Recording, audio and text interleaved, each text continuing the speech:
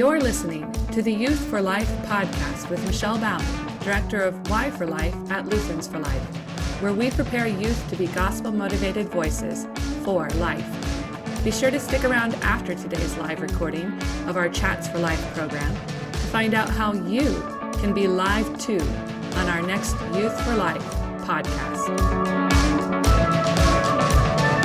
Hello and welcome to this edition of the Youth for Life podcast. We are taking a look at vocations, and in particular, this episode, we're going to be looking at the vocation of motherhood. I have two fine women with me who are both excellent moms, and I can't wait to get the conversation started. But we do always start with prayer, so if you will please pray with me. Dear Heavenly Father, we thank and praise you for this day. We thank you for the opportunity to speak about the gift of motherhood, the vocation of motherhood. We thank you for the mothers in our lives, for our own mom, and for the women who uphold motherhood. And Lord, we ask that you would guide our conversations today, that you would be with us, that you would enable us to share the blessings of this vocation and the joy of this vocation, even as we share maybe some insight and things to be prepared for as our listeners prepare to be, perhaps, mothers and wives. Again, we thank you for this day, and we thank you for the gift of our moms and the gift of being moms. All these things we ask you for and thank you for. In Christ's name, amen. Amen. All right. Well, I want to go ahead and introduce you. Actually, I'd love for you to introduce yourselves. We have two guests, and let's start with April Ann. If you can kind of tell us, you've been on the podcast before. Tell us who you are, and maybe if you could include in the introduction when you became a mother and how many children you have. Okay. My name is April Ann Wofford, and I have been on the podcast before, an episode about being a doula, and I'm a doula. And I have been a mom since 2003. So my oldest is a boy, a son, and he is almost 23. And we have 7 children, and my youngest just turned 7. So they're 23, 20, 18, 15, 12, almost 10, and 7. So It's amazing. It's amazing that you know those dates or ages right off the top of your head, right? Because even with two sons, I have to stop and go 20. Yeah, that's right. yeah. Yeah. 24, right? But I have discovered that I can't go in reverse order. I can't start at the youngest and go up. I can start at the top and go down, but I cannot start at the youngest and go up. It's a lot harder. That is so interesting. Yep, yep. Excellent. All right. Well, thank you for joining us. In Yeah, addition I'm to happy to April be here. Ann, we have Emily. Hello, yes, my name is Emily Nehrt, and I have been a mom since 2018. I have 3 daughters. They are 7, will be 8 soon, 5 will be 6 soon, and then 3 will be 4 soon. So, Excellent. And you said you became a mother in what year? 2018. 2018. Okay. I'm going to serve kind of a dual capacity, not only as facilitator and asker of questions, but also as a mom. And I became a mom in 2001 with our oldest son, Nathaniel, and then again in 2004 with our youngest son, Simeon. So as of right now, they are 24 and 21. And so what a great range, right, of ages that we'll get a chance to talk about today, and different maybe times in a mom's life. My kids have moved out of the house, right? They are both out on their own, and you guys are both still in the thick of it. Although April Ann has one that's already moved out, and maybe another one to come soon, right? Yes, yeah. Yeah. So, tell me about, what does a typical day look like for you as a mom? Especially, you both homeschool, so I know that your day, maybe you'll want to talk about the difference between like a day in the week and a day on the weekend. But what does a day in the life of a mom look like for you? Go ahead, April Ann. Okay. Oh, our our days are all so different. So an average day for us, I'm usually up at least an hour before the kids. That's important because I need to caffeinate and pray before they're in my face. Um, and if I have a kid that happens to wake up earlier than they're supposed to, then I always tell them like, you can be up, but you cannot talk to me. That may sound awful, but after being a mom for almost 23 years, I've just realized how precious that quiet time for me is in the morning where I'm drinking my coffee and I'm letting my brain wake up and I'm, spending some time with the Lord and um figuring out what the day is going to look like. After the kids get up and we eat breakfast, they all have a morning chore they're supposed to do. We call it their 3Ds: duty, dress, devotion. So they're supposed to read their devotion, they're supposed to get themselves dressed, and they're supposed to do whatever their morning chore, their duty is. And then my kids that are currently we homeschool, and the kids that are currently in my school are my high school senior, and she is completely independent in what she's doing. I just hand it to her and she does her thing. My 15-year-old who's a freshman, my 12-year-old who's a seventh grader, my 9-year-old who's sometimes a third grader and sometimes a fourth grader, and then my son, my youngest, who is a first grader. And so they are all set to do their individual things. I work from home, and one of the things that I do is I do customer service for a homeschool company. And so I answer a lot of emails, questions, inquiries, where's my order, that kind of stuff. And so I primarily do that in the morning at the kitchen table while the kids are around the kitchen table, so that in between answering emails, I can go, oh, let me help you with that math problem. Oh, that's how you spell this word. So they're working and I'm working. And I'm not I'm yes, I'm interrupted, but what I'm doing is interruptible. And then obviously my 15-year-old takes a little bit longer to get done than, my first grader. When they're done, they basically have free time. Then we have lunch. And in the afternoon, we have what I call together time, which is where we are reading scripture together. We're reading, they're listening to some read aloud book that I'm reading to them. That's when we are doing picture study, which is looking at an art print. It's where we're doing composer study, where we're listening to a composer. There's a variety of kind of looped subjects that we do in the afternoon together for about an hour. And then they're back to independent things, but it's usually like I have a piano player and a cellist and another cellist and a violinist. So they're practicing music, or they're playing outside, or they're crocheting. So whatever, like handicraft and things that they're working on, which gives me time to start dinner. So, Yes. and my husband gets home from work 6:30, 7, just kind of depends on how the day went. We have dinner, we clean up dinner. Sometimes we have extra family time, sometimes we don't. We always end our evening with family worship together as a family, and then it's bedtime and the kids go off to bed. And sometimes my husband and I will stay up a little bit longer and fold laundry or chat or read, drink a cup of tea together. But that's pretty much the day. Yeah. So Yeah. I like that, the idea of doing the crafts, right? And the music lessons and those sorts of things in the afternoon. I know you yeah. do participate in a homeschool association, so sometimes that's taking them there to those activities too, right? Yeah, we're in a co-op that meets on Tuesdays, and then we're in another co-op that meets on Fridays, but it's like twice a month on Fridays. And on those days, that is our school day. I don't expect the kids to do any other schoolwork outside of the things the homework that they have there and the classwork that they have there, except for my 15-year-old, who's my freshman. I do still like he has to still come home and do math, just because he's at a level that you can't skip math.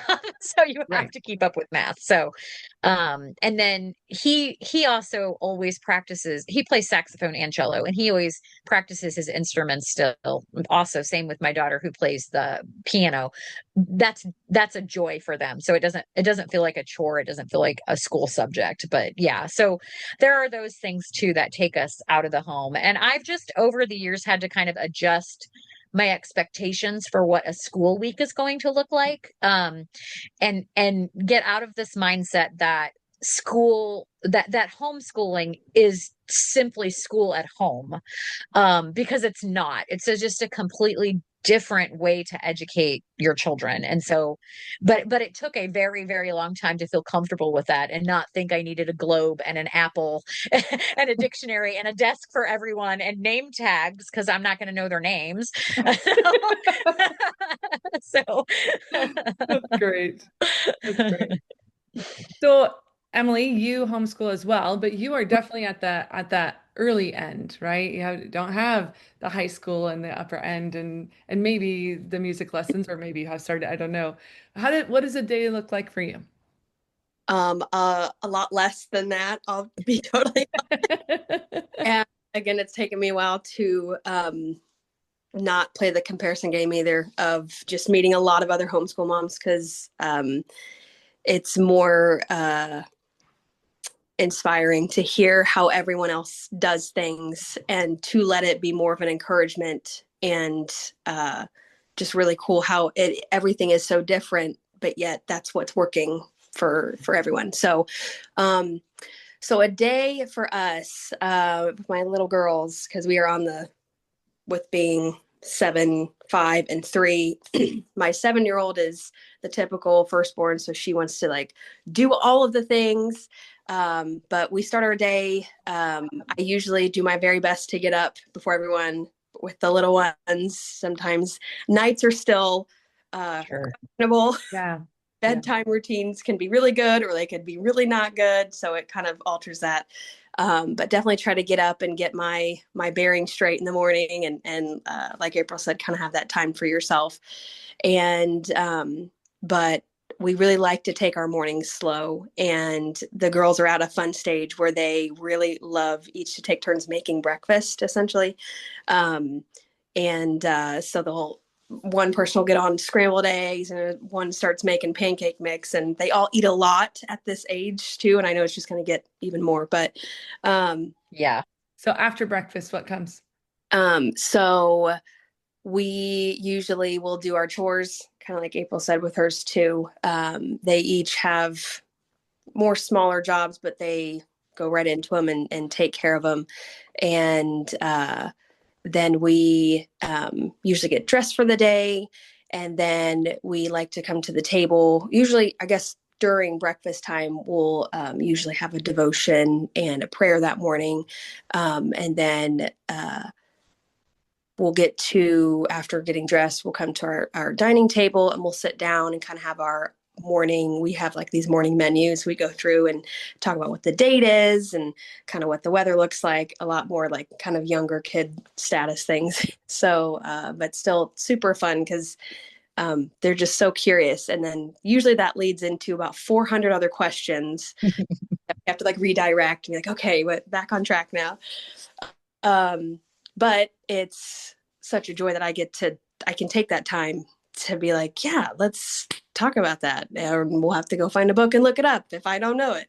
So, but then usually that starts into Evelyn's curriculum. I'll start her on something. Usually she's getting to the point where she can kind of read through her own, depending on the lesson and subject, and really do a lot herself right now. So I can get her set up and she goes, and then I can shift and go to Layla, who actually just finished kind of a pre-K curriculum, which is really neat. Usually I think in schools, it's about 3 days a week for pre-K right now. And she likes to do it every day because her older sister does hers pretty much every day. So that's neat that like it kind of caught her up really fast. So now we're going to get into more of a kindergarten setting. And then Josie, she is at a fun stage being 3 and so, like, pretend she's doing a curriculum. And I've got certain things she can work on her color or maybe try to trace, but most of the time we're just getting a book or we're playing. They're really good at just being very independent during that time, especially. And I made sure to make sure they know how to be bored and, hey, Yes. go find something to do. So rarely hear those words anymore. They just kind of pick up something and start playing with it, or putting puzzles together. And Mhm. kind of whatever. So by that time, we're getting closer to lunchtime, depending on how long that takes. We'll have lunch, and then we still have a quiet time. Josie's occasionally napping. Sometimes she doesn't, but they all go to their rooms and have their quiet time, read books. I have my quiet time as well, so that's good. Yep. And let's see, after quiet time, we'll either go outside if it's a nice day, or we'll watch kind of like an educational show. There's like an unbelievable amount of things out there that can just be fun to watch together. And then we will sometimes do maybe a science lesson, which can be something out in nature. I think we're on like a nature study right now. I know last year we went and picked, I think it was Queen Anne's lace, and we put dye in the water and watched how the flowers change, and they just thought that the coolest thing ever. So again, it's so fun to watch them learn and just be right there and seeing the light bulb moments happen. And and by that time, we are probably getting close to dinner time. So then it's kind of free time, go play, and I start dinner. And Yeah. Yeah, I think I remember you telling me the story about the Queen Anne's lace. We had talked maybe last year about an event that was coming up, and you were talking about this science project you were doing and how the girls were enjoying it so much. And it is so neat to see your kids grow and learn and Mm. have those aha moments, right? I worked part-time when my kids were little. And so they did have some education outside of the home, right? Whether it was preschool, kindergarten, or then obviously up into the grade school. And then eventually I went full time as my kids were getting more full time into school. But those moments when you get to witness that learning is so precious, right? And just such a um, wonderful mom moment, wonderful, joyful moment as a mom. So when you think about not just the daily life or not just the education that mothers do, and mothers are involved in educating in a lot of ways. So, there's a lot of research that shows that kind of those big muscle movements, those running and throwing a football or learning how to ride a bike or those sort of things, a lot of times that's taught by dads. A lot of times dads are involved, right? You think about even just when they're babies, who's going to be tossing the baby into the air? Probably not mom, right? Yeah. Uh, and studies also show that moms have a tendency to really work on some of those fine motor skills, right? Like coloring and drawing and cutting and baking and doing some of those group events, but also those fine motor skills as individuals. And as we're, again, a kid needs both a mom and a dad. A child needs mothering and fathering. And the way that mothers and fathers interact with their children are very different. How are mothers and how is mothering uniquely life affirming, right? How are mothers prepared to uphold life? And then I guess the follow-up question I would have is, how does that change as kids get older? Um, Emily, I'll start with you. When you think about being a mother, what are some of the ways that you uphold your children's lives? so I really like this question. I mean, we were designed from the get-go to um, quite literally hold life within us, and I think that is unbelievably special, um, because that really sets our vocation for us, in that obviously as a team, the mother and father together, but there is something by nature that I feel like mothers are the caretakers. They are ones that are going to nurture that so much more. Not to say that the fathers can't, but there is something there that has that kind of that connection that kids, I think, feel with their mothers compared to their fathers. Um, but that then mothers can encourage other mothers as well, because as we all know, it's not easy. Um, but we then can be good role models, not only to others, but to our children, to say this is what it looks like, it should look like, as that's what Christ says that this should look like, that it's mother, father, and the role of the mom, um, and her being that caretaker, that nurturer. You mentioned that we're going to come back to you, April Ann, and April Ann, feel free as a doula to jump in too. Emily, you mentioned that our bodies are designed to hold life, right? To uphold Yeah. life from the very beginning. Mhm. What are some ways that okay, so mom carries the baby in her womb, right? And that seems obvious to everybody, right? Mom is nurturing and caring for and clothing and feeding baby for however many months, 9 months, 10 months, 8 months, right? However many months before baby is born. But even after baby is born, uniquely, physically, women are able to uphold life in very unique ways. Anybody want to talk about that one? Tackle that?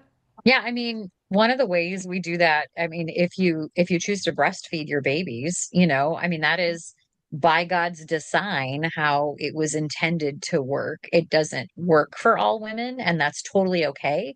Um, as a doula with things birth, usually the people that want my services are people that want a more natural approach to birth, but we have medical intervention for a reason, and it is life saving in those moments. And so having to I mean, even providing for your child medical intervention is sustaining life. Like, that is still upholding life as something sacred and precious and worth the effort, the expense, so Hmm. um my initial thought is breastfeeding, but then also God has given us the gifts of formula and other feeding methods, so that if there is a reason or there's a preference or whatever, that you are still providing life to that child.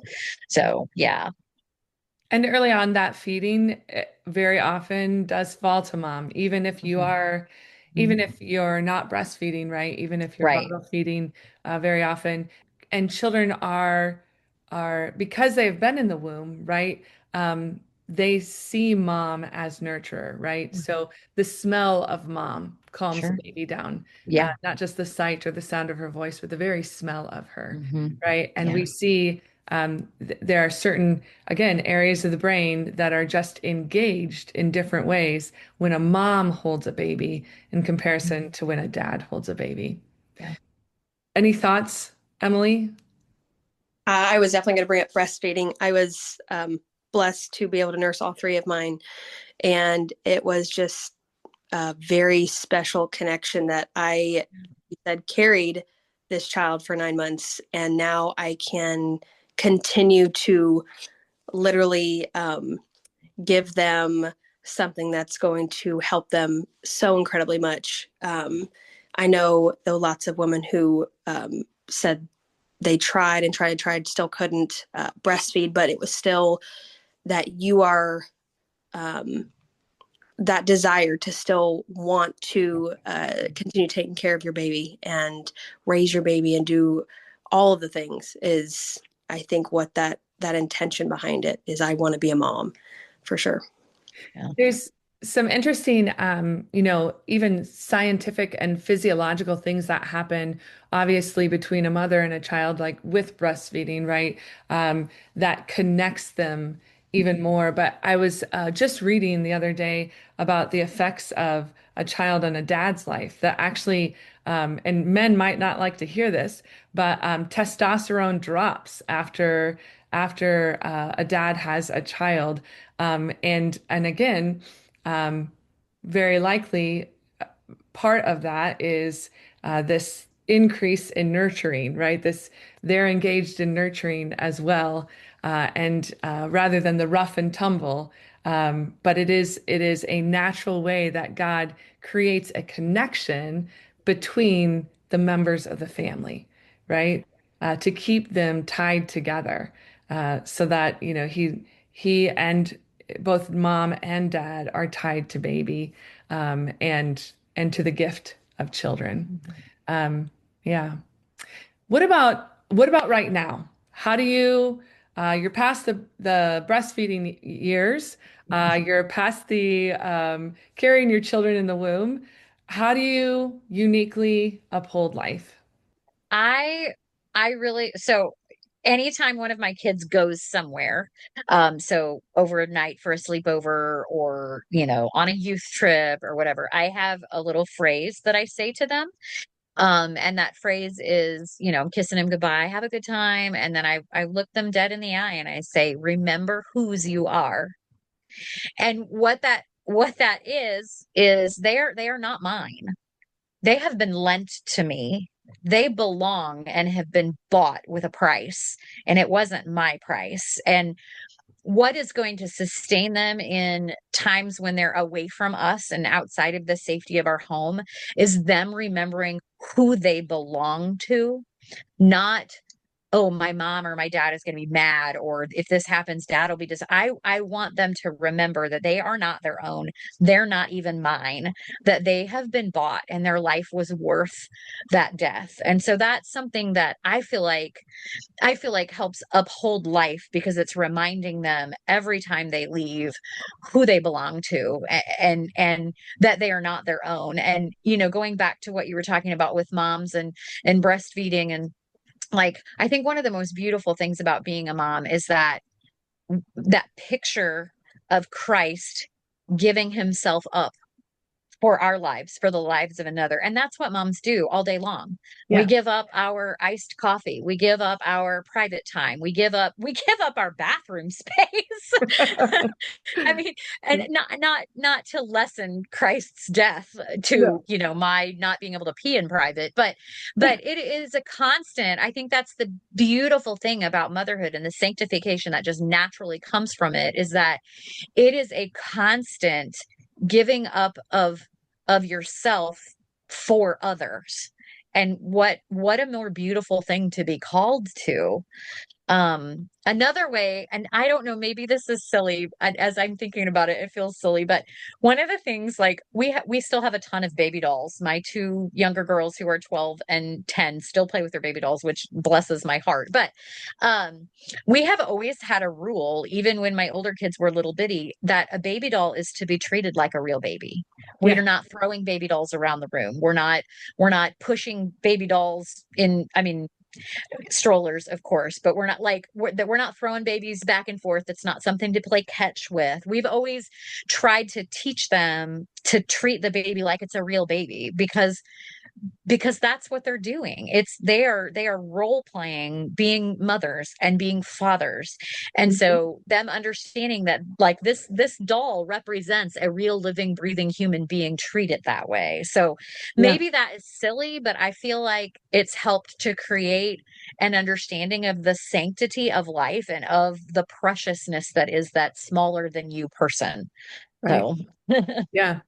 Yeah, and once your kids are, a little bit older and they are leaving your sight, I think that idea, you're certainly right. The babies created this foundation, but ultimately it is God at work in their lives, uh, that reminds them that their lives are valuable, right? I love that, remember whose you are. At Lutherans for Life, we talk about created, redeemed, called. Remember, these are the three reasons you're valuable. It's not because you have a whole lot of friends or you're awesome at basketball, or yeah. it's not because you didn't have to have braces, or your value is not in the fact that you are stuck in braces for 5 years, right? Your Yeah. value is uh, is determined by God Himself, right? Mhm. I think that's a great reminder, and something moms get to do, right? Moms love sacrificially and selflessly, right? Yeah. And it is something that happens all day long. I Mhm. remember one of my students, well, one of the ones I've served since I've been at at Lutherans for Life who mentioned, she wasn't so sure she wanted to have kids because she definitely did not want stretch marks. And I said, like, I mean, we're all three. You guys can't see, but we're all three laughing, right? And stretch marks, they usually do come with pregnancy. Um, but I told her, you know what? She's like, it just kind of ruins your body. And I remember saying to her, man, what a wonderful way to ruin a body, right? Like, it's true. There are going to be some stretch marks, but if you get them, they are marks of love, right? Yeah. And actually, our bodies are meant to be used to bless others, right? Our Yeah. bodies are not meant just to be used for our joy. They are actually meant to be used to bless others, right? I I remember so probably like the majority of women in the world, I have struggled with my body image. Sure. I've never been thin. Um, and that was something in my family that was very important, and a lot of value came from your thinness. Hmm. And so that's always been an issue. And Sure. I can remember after having my oldest, and I was home a couple weeks from the hospital with him, and I was early in the morning and I was nursing him. And I remember just weeping because for the first time in my life, I remember being proud of my body Yeah. because my body had done this miraculous thing, to God's glory by his provision with him, co-creating, procreating, creating with God, which is a unique thing that only women get to experience. Right. I just was overcome with God's goodness and how he had made me and how he had, even in this, ruining my body thing, he'd actually redeemed all of the thoughts that I'd ever had about my body and its inability to whatever. So yeah, Right. yeah, I that was just very transformative for me to understand that my body had done exactly what God had designed it to do, which was to maintain and sustain this baby that he had given me. Yeah. I totally agree. I've had you know, countless people say things like, um, man, that those things don't matter anymore, right? Mhm. Like Yeah, it's not like I'm just giving up on my own health. It's the rules that the world put in place for right, what was a perfect body or perfect body image. Um, they actually don't apply anymore, right? right. Because the use that I have for my body now, the things that I have done with my body to serve others, is much more fulfilling than Yeah. being able to fit into the skinny jeans. Yeah. Yeah. Yeah, it just pales in comparison. It And does. when you recognize that the physical body is perishable, yes, we're going to be resurrected. But when you realize that having and raising that child as unto the Lord is something that has eternity in mind, like it just changes your perspective on, oh, I'm not a size 5. You know what? So what? I'm a 12, like Right, it right. just it just change it just changes it. So Yeah. I want to give Emily a chance to talk about how um, how you are able to uphold life, especially with littles, right? Yeah, it's so funny she said that quote, remember whose you are. I was told that my entire life. That was a Oh, phrase that in my head, and one I very much also remind my littles of, no matter where they're going to go, and that they're my children, but they're children of God as well. And right. especially at night right now, we're having an occasional, scared of the dark or not want to go to sleep. And we sit there and we remember that maybe this fear feels big right now, but we can also think about the God who created everything around us. And we start, naming everything outside and different parts of the world. And it's like, man, that the world's pretty big, that God would have to be bigger than that. And, just their little gears in their head start turning, and to say, but you know what, he still wanted you here too. Mhm.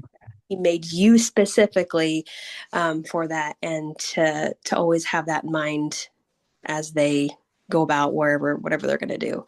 So definitely um, always wanting them to make that connection back, regardless of any little trial they run into, whether it's just an argument they're having, but to remember that it's much bigger than maybe what's going on in front of them, although their brains don't quite understand that yet. And Yeah. it's frustrating to sit here and be like, man, I'm saying this as clear as I can. And they're just kind of like, but I was playing with the doll first. And I'm like, oh, okay, well, that's fine. Right. I mean, part of Yeah. upholding life is helping them figure out how to share and helping them learn how Mhm. to be kind to each other and to be nice and Mhm. to protect each other's body, right? And to protect each other Mhm. as to defend siblings, Yeah. right? Rather than to attack. Mhm. It looks different at different stages. My kids are now, again, out of the house. My typical day as a mother looks very different from yours, right? I still pray for my kids every day, but I don't necessarily talk to them every day, because they need some independence and the opportunity to live the vocations that God has called them to. But I look forward to those phone calls and those opportunities to uphold. And now it's maybe not physically. Now it's more encouragement to become the men that God has called them to be, whether that's working on certain skill sets or um, empathizing with them when they've had a hard day and then reminding them of the hope that they have, right? Mhm. Yeah. And my dad, I didn't hear a lot of the remember whose you are until I was much older, but I remember hearing my parents say to me, this too shall pass, right? Yeah. Yeah. In the anxieties, in the hard times, right? That was kind of one of the mantras. This too shall pass. And God will use it for good, Michelle. You just wait and see. Right. Mhm. And so Yeah. those are the messages I get to share with my kids now, right? They rejoice when they have fantastic days and we've had good weeks and awesome opportunities. And when they haven't, to remember that God can redeem this too and use it for Mhm. good. And to commend them in their vocations right now, right? That they are doing God's work right where they are called. So. What are some of your greatest joys and what are some of your most difficult parts, right? Because I mean, we've been talking about some wonderful things, um, but sometimes motherhood can be hard, right? So when you think about being a mom, and maybe we've got listeners who are thinking about being moms, what advice would you give them? What are some things that you found to be difficult, and maybe then also how did God equip you to overcome them? I think my initial advice is to stay off of Instagram. That's great advice. Um, I am very, very thankful that Instagram was not a thing when I was a young mom because I think the expectations I already had on myself were ridiculous. And I think that Instagram would have just perpetuated that. Um, so find your mom tribe and be in real life community with them, not fake community where you're scrolling and seeing everybody's beautiful flat lays and the one corner of their house that looks amazing and their lunch that they've made and that but first they milked the cow and made the cheese for the grilled cheese that they're like it's just ridiculous. So I really like I don't remember who said comparison is the thief of joy, Mhm. but it is absolutely the truth. You be the mom that God created you to be to the children that God has lent to you and stop trying to be the next door neighbor and the 4,000 women on Instagram whose house theoretically looks better than yours. So I think that would be the biggest advice I would give to moms. Mhm. I 100% second that. Uh, Social media has, I think, made motherhood at times it looks like it's making it a bigger connection out there. We can reach more. We can talk to people who are really well. I really think we're meant to just stay kind of in our own villages in a way, and what's right in front of us. And like she said, really get together with people in person. Because Because man, it's tough out there to be like, well, so and so made this from scratch, and well, I'm only doing this. I might not be as good as her. Well, you don't see her lows either, because that's not what's posted. It's always Right. the It's pic. the highlights reel. Exactly. That's what it is. Yeah. Yeah. Well, Yep. and it's not just the highlights reel. In some situations, it's the influencers just complete and total like fake advertising of who they actually are, That's right? I mean, Yeah. it's not even just the highlights No. anymore. Yeah. right. So I'm trying to sell this product, and so I have to make it look good. Mhm. So yeah, Yeah. yeah, I definitely think a big one as well is to slow down. That was a big thing for us, which I never really thought we were very super busy, as we still have little ones. But I didn't jump on the train of getting them into a million things, especially homeschooling. We tacked on a few things, kind of realized that it was being a little bit more stressful than helpful. So we kind of backed off. And the less we have going on and the more we can kind of focus on being intentional with specific things, um, that made a difference in than not being like frustrated at each other for, just because we're all short and we're tired. And so for sure slowing down, because I think today we are so much trying to fill the silent moments, um, where maybe that can be a time that we can maybe hear God and talk to him. And instead we're filling it with more entertainment, whether it's going to, ball games or really anything else. But to always make sure we have that rest time, and in a way, our Sabbath. I know that's a lot of people can do on Sundays, but through the week, I think we can have little moments as well where we kind of pause and we say, okay, like let's kind of regroup. So we remember, why we're doing everything. Is that specific thing that we really want to go do? Is that also kind of serving our family and helping us keep our values? You know, right.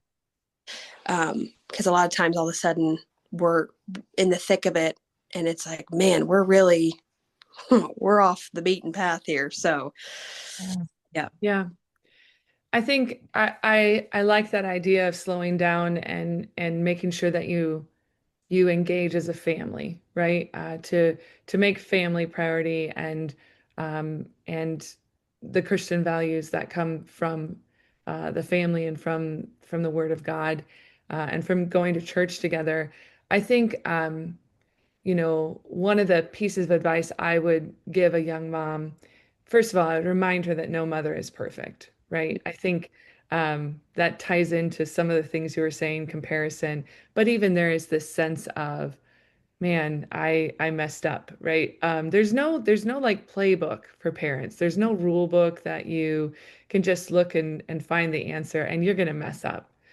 You're also gonna do some really great things, but I don't remember which one of you said it, but the truth is you were the mom that was designed for these kids, right? God gave these kids to you, and so he knows better, right? Like he knows what's best, and whether you are a perfect, whether you think that you're going to be a perfect mom or not, you're not going to be, but God will equip you to do the things necessary to love and provide for your children. But I think the other thing I would say, and I used to tell this to my high schoolers, and I still tell it to my sons, um, anything worth doing is probably hard to do. And Yeah. so uh, it there will be hard times as a mother. I think of like the number of years in the pew with my kids, and of course my husband's a pastor, so he was up front, and I'm with my children, and thankfully, my parents moved close after our second was born, but just how many Sundays I went and man, I'd not hear a word of that sermon, right? Yeah. I got communion, and I was part of the liturgy, but I was busy being mom. And I remember thinking to myself, man, it would be so much easier if I just, you know, took my kid to the nursery, or you know, somebody else, and it's true, somebody else can help every once in a while, Sure. but motherhood, and bringing kids to the church and sitting with them and doing the hard thing is Mhm. worth it. It's It worth it. is. It It shows is. that it's worth it too. They see that, even though we think they're not paying attention ever, they really are. They're Yeah, watching. Yeah. Mhm. Yeah. Well, yeah, and as a mom who I have adult children and I, still have the 7-year-old and those younger ones, I can look at my now 3 adult children and I can go, okay, the investment that I put into them when they were 2 and 3 and 4 and 5, like I can now see that payoff yeah. in the thick of it, we are immediately walking out of the grocery store and leaving our cart because this is not going well. Yeah, or okay, no one has shoes that match, so we're not going to the park. Like, or what, in the right, I haven't heard a sermon in a month and a half. right, In the middle of that, sometimes you can't see that end. Um, but I have the privilege now of being at the end and still at the beginning with some. And so I can remind myself in those hard moments with some of those younger ones that are still, struggling with obedience and self-control. Not that these guys aren't, but right, not so publicly maybe.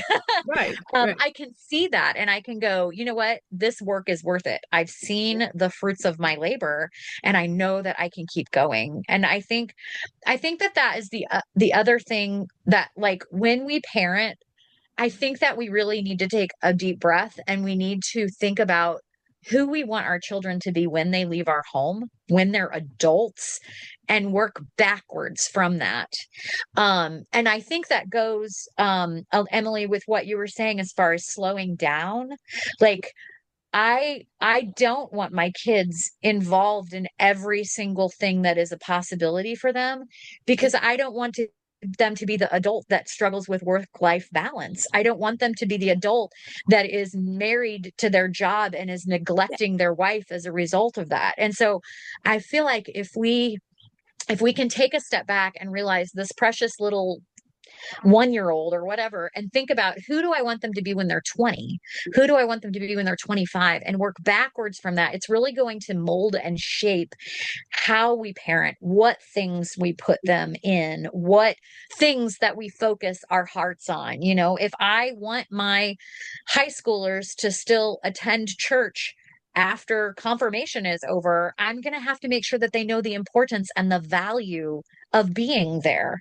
And so just thinking through who do I want them to be when they leave my home? And that should help direct us in what are the important things. So, For sure. And with both of my, boys out of the home, I I often reflect on the fact that we're now reaping some of those rewards. yeah.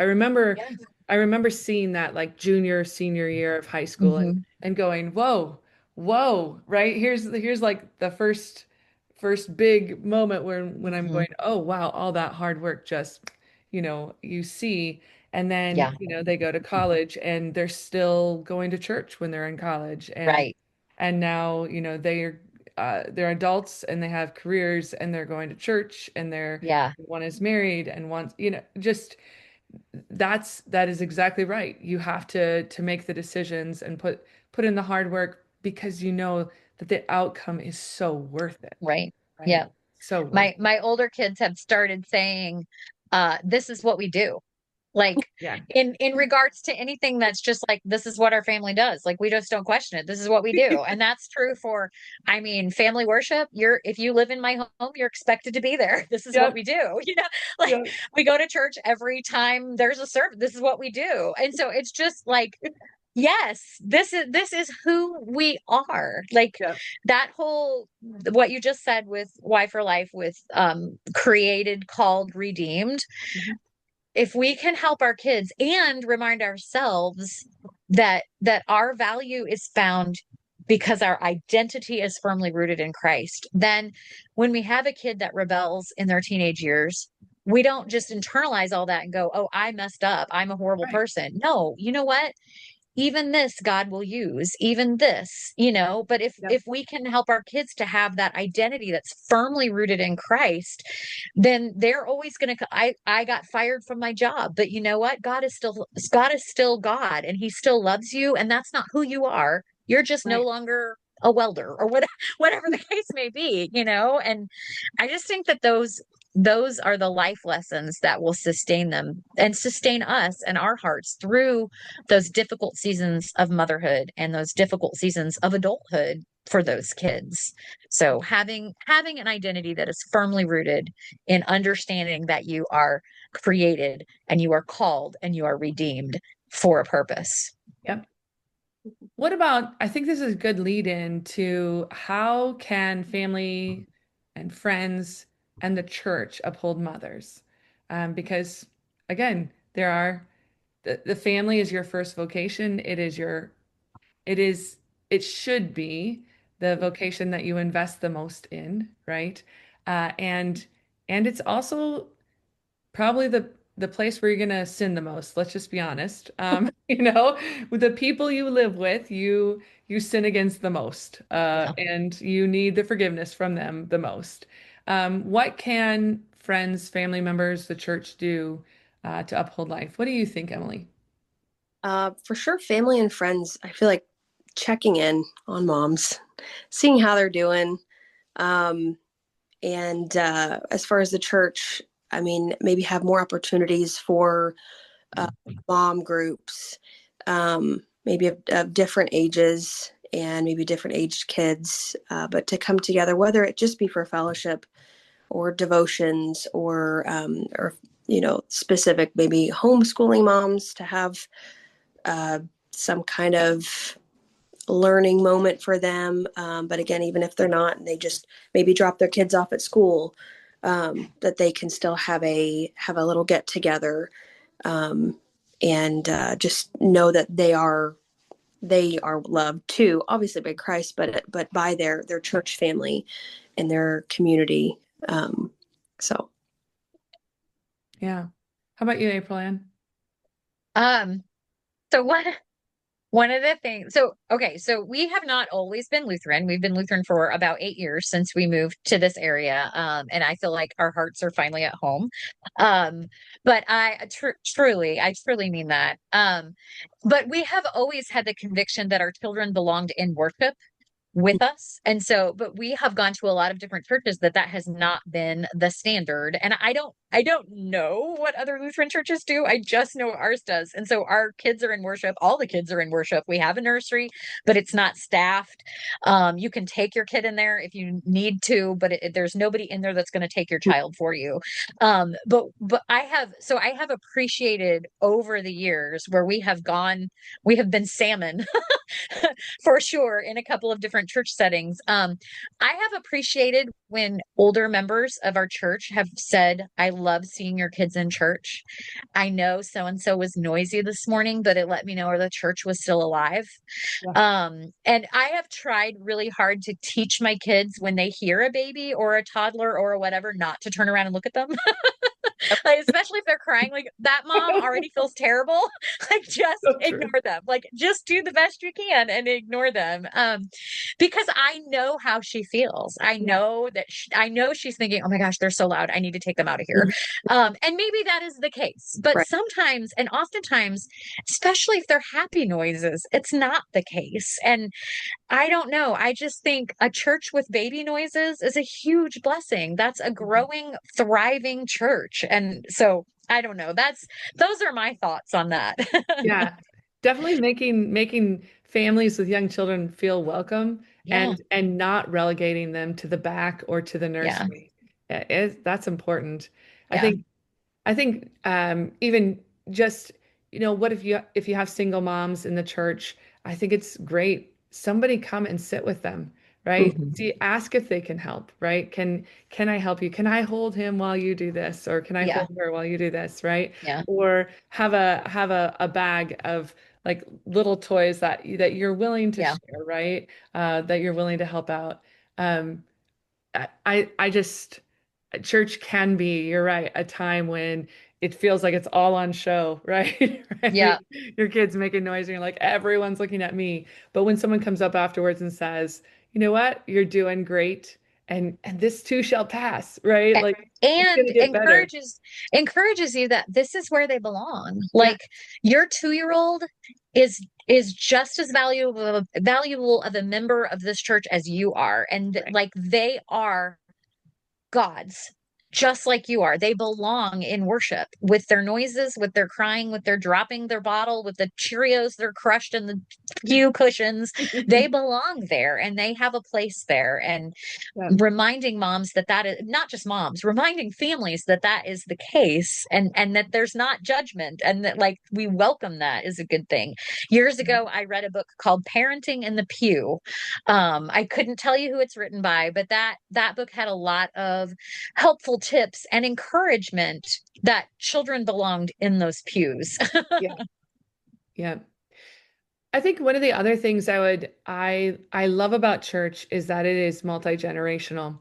And now, now that my kids are grown, and even before, when they were in high school and I didn't have to have such a hands-on approach to Mhm. raising my children, I think it's important to recognize that we have the once we're mothers, we also have the opportunity to be mentors to mothers, right? To really to lean into those young moms and to recognize where they are and ask if we can help, right? Or just encourage. Um, I think that that's an important role. Uh, Mothers never cease to be mothers, Mhm. but sometimes when their hands are a little freer, can help other mothers as they Mhm. mother, right? Yeah. I've really enjoyed that transition, and uh, I know my one of my assistants will be probably editing this podcast, but I've had two assistants in the last year that have young kids, and it's such a joy to be able to encourage them to be able to sit back and go, okay, yeah, I'm really glad I'm not in that stage right now, right?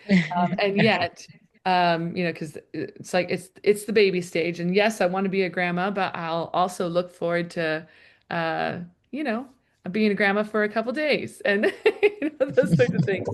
But um, but also to say, yeah, you know what, to encourage, to say the things you're doing, it's going to reap great rewards, Mhm. right? Like you're being such a good mom. Keep it Yeah. up.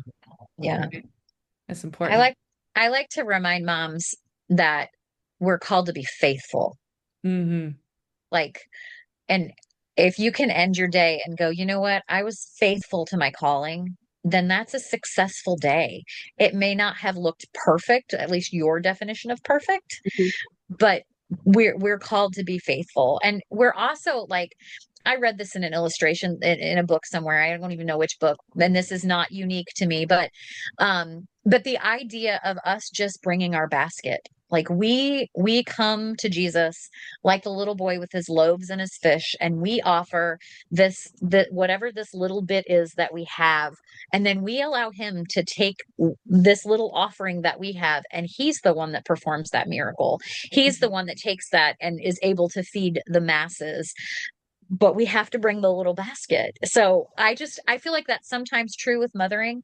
I don't have much to offer, but with Christ it's multiplied and it is Hmm. satisfying and it is exactly what's needed. And you know what, there's even going to be leftovers. Yep. So I love the idea of checking in too, Emily, which you mentioned. You know, checking in, can I provide a meal? It sounds like this is a busy week, right? Or can I bring you coffee? Or can I come over and visit and maybe watch your kids while you're cleaning? Or can I clean for you and watch your kids? Most moms are going to be like, no, you cannot clean for me, right? But little things like that, where you can say the gift of time, right? The gift of time. Mhm. Moms don't have a lot of extra time. Yeah. yeah. And I think that would be very helpful. What about like in the family? How can the family uphold moms? What do you guys think?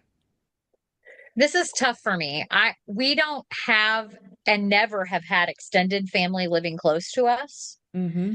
Um, and so like, okay, so I'm going to be a grandma. And when I look when I look forward towards how can I support my son and his wife with their new baby that is coming, I try to think about like what did I want? What could I have used? What would have been beneficial for me had we had extended family close, had we had grandparents or even aunts and uncles close. So it's hard for me to answer simply because I didn't have any of that. But um I think I think it depends on the closeness of the relationship, what could be there. Mhm. But I guess in an ideal world, like it would have been nice if someone showed up and washed my dishes. Yep. Or or I would have been nice if a long time ago someone would have said that paper plates aren't sinful. I'm gonna go off the law. So just What some things like, yeah. plates? That's I think we hold up these ideals in our head about what it's all supposed to look like. mhm. Um, and that's it doesn't have to look that way. Asking my husband years ago, asking my husband what were the important things for him that I accomplished in a day was very helpful because I was at home without him with four young children and asking him like when you come home from work, what it like in Mhm. my head, he needed a perfectly spotless house and dinner ready on the table and Yeah. and I had to have on pearls and a dress. Um but he was like if the kids are alive and I can walk through the living room and I can smell that something's cooking, I'm Yeah. happy. So Yep. that allowed me to honor my husband and adjust my unrealistic expectations. Mhm. So I don't know. Yeah. I think just finding out what the actual expectations are Hmm. and realizing that the applause that you're working towards are the Lord's. Yeah. That's who's well done we're working for. So, Yep. Definitely. I think being realistic with your season of life mhm. is that other thing. Comparison will, are they exactly where you're at? Do they have your number of kids and everything? Right. Um, Hmm. I am blessed to have my parents live fairly close. One of my siblings lives close. We're actually just up the hill from my in-laws. So, my gosh, it has been. We're a little spoiled. We are well taken care of. We've got a good support system, and the kids love it too. I grew up personally with my grandparents out of state, so we got to see them. They made it a mission to make sure they saw us through the year, but it's different having now being a parent and then having your parents close by because boy, when life gets messy, you call for backup and you're thankful they can come in that quick. Yeah. Or when you need a moment, you're like, hey, can you just come on over and let me go breathe for a second? Hmm. So, but just those simple things of just, yeah, coming over, washing a few dishes if they're there, folding a load of laundry, or just sitting together. Sometimes just having another parent who's been through it. It Hmm. it feels nice just to sit together. So, but again, having them that close, not everybody gets that. So, Yeah. Yeah. I try to, if I'm like going to the grocery store, I'll text my daughter-in-law and she's expecting, so she's not doesn't have the baby yet, but I'll be like, hey, I'm going to Walmart or whatever. Do you need a gallon of milk? Do you guys need any eggs? And just checking in and seeing if mhm. there's something quick I can grab because I gotta go anyway, and you live minutes from me, I can drop it off. So I feel like that would have been a huge blessing as a mom, especially with young kids and a husband that worked lots and lots of hours, not having to put everyone's shoes on and drag them in and out of the grocery store for a gallon of milk. We live in a different time now where you can just order a gallon of milk and someone will drop it off at your door. Or, you can put in your Kroger order and then just park and they'll load it in the car. But Right. that wasn't the case 20 years ago. So, um, but I just think when we notice others and we can anticipate because we have been there Mhm. some of their needs, it's meaningful to them, even if they don't take us up on that, even if they don't want me to bring dinner over, even if they don't need a free hour of babysitting or let me hold your baby while you shower or what, just knowing that someone was willing and mentioned it and noticed, No. I think is some of the is a huge encouragement. Mhm. To not feel alone, because man, Yeah. moments Hmm. uh, head can feel pretty lonely, and to Yeah. just be noticed is nice too. Yeah. Yeah. Well, we have two final questions, and I'm asking everyone that I interview these variations on these questions. So, if you could pinpoint one life issue that you think we should keep an eye on, perhaps because it's growing or perhaps because it's affecting children or motherhood in particular, what would it be? One life issue. I think I think the rise in suicide amongst, I don't know, 16 to 28-year-olds, um, it's alarming to me. Hmm. And I really think at the roots of it is a lack of identity. If you weren't created for a purpose, then what does it matter?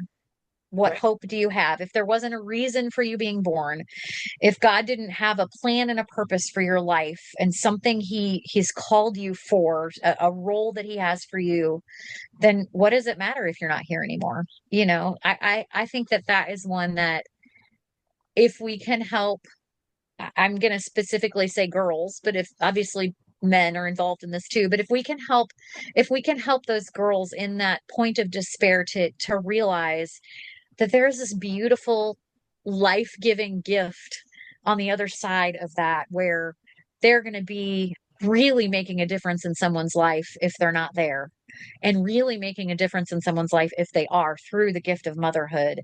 I think that could be transformative for us as a culture. Hmm.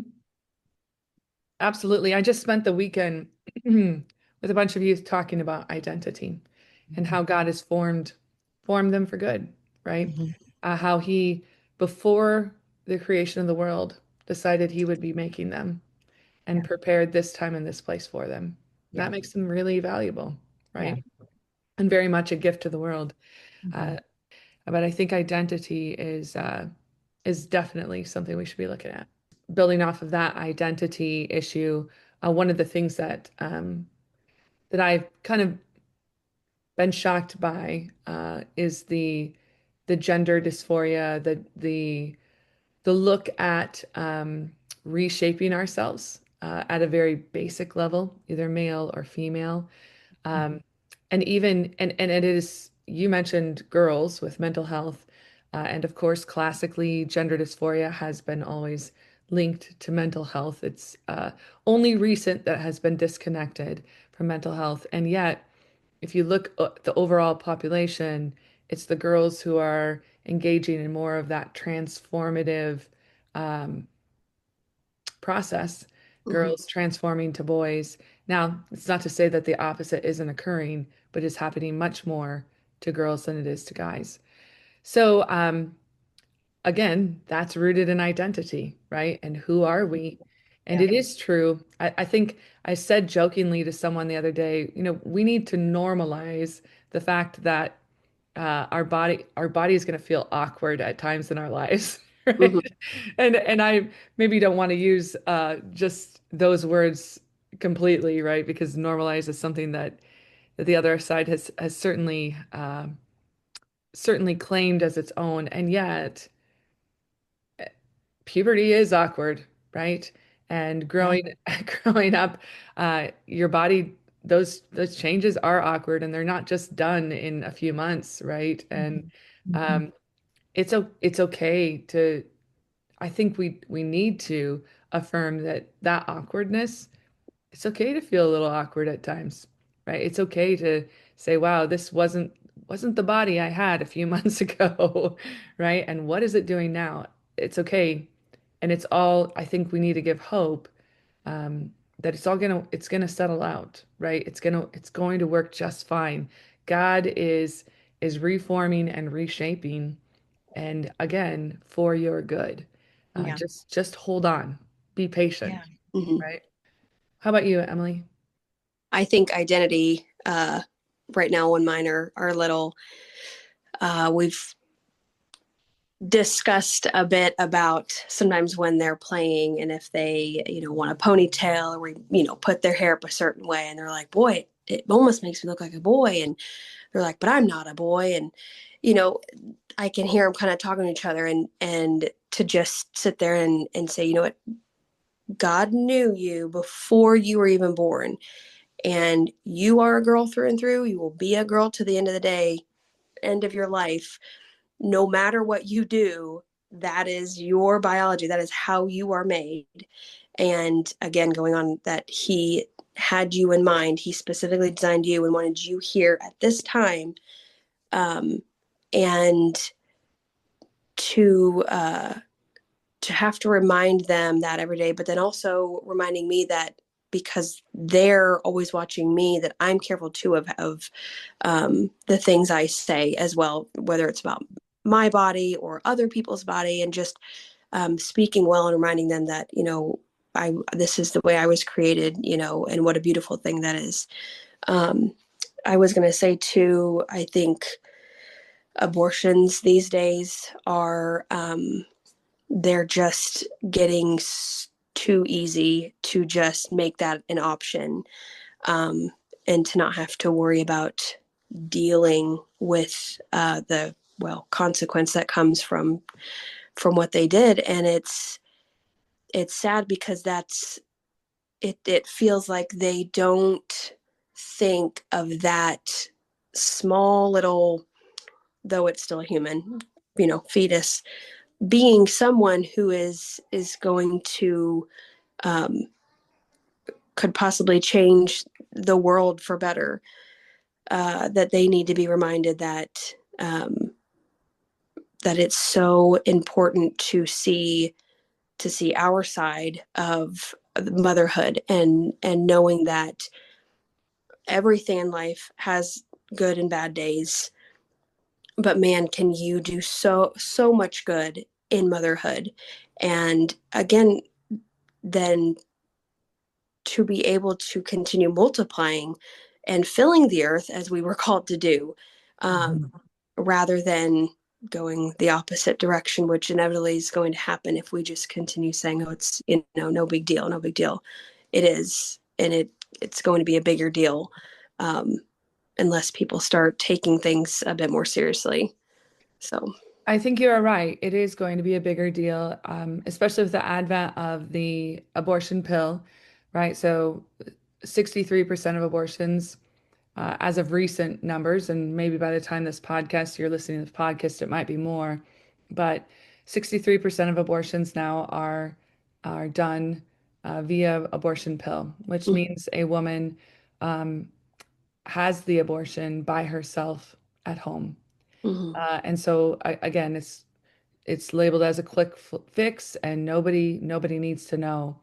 But but we do Exactly. know that abortions affect women physically, but also mentally and emotionally, right? We know there's a connection between that abortion and an increased rate of anxiety, an increased rate of suicidal ideation, an increased rate of um, engaging Substance in abuse. marijuana and alcohol use. There's again so many um, side effects and that are long lasting, right? Certainly, we have a message for women who have engaged in that, and that is that we want to help, and that we know um, not only that we want to help, but that God has forgiven their sin. But also, it's important to let women know it's not just an easy fix, right? Abortions have gone up in recent years because of the accessibility of the abortion pill. So you're absolutely right. Last question. If you could recommend one book or podcast to learn more about God's gift of motherhood, what would you recommend? I would personally, it's called The Mission of Motherhood. I brought it because I don't remember things like I used to. Um, Touching Your Child's Heart for Eternity, by Sally Clarkson. And I'm rereading this one again and going slow. And there's different parts where, she has to look at Bible verses and really trying to go back to God's original design of the mother and what that looks like today, and how our society isn't always accepting of that, and not going the traditional route of being a mother. And, well, man, you can do so much more. You can be so much more successful. Sure, that's good, and it's hard to measure the success of a Mother's Day. We can do all the things, and at the end of the day, it's like, well, did you really do anything? It's like, I really did, but does it look or feel like it? And yeah, going to like a corporate job, well, sure, you can. That's easier to measure it on a graph or paper or whatever, and check off everything you've done. But yeah, this book really gets back into it, and just the nitty gritty of being a mom, and but how beautiful that can be.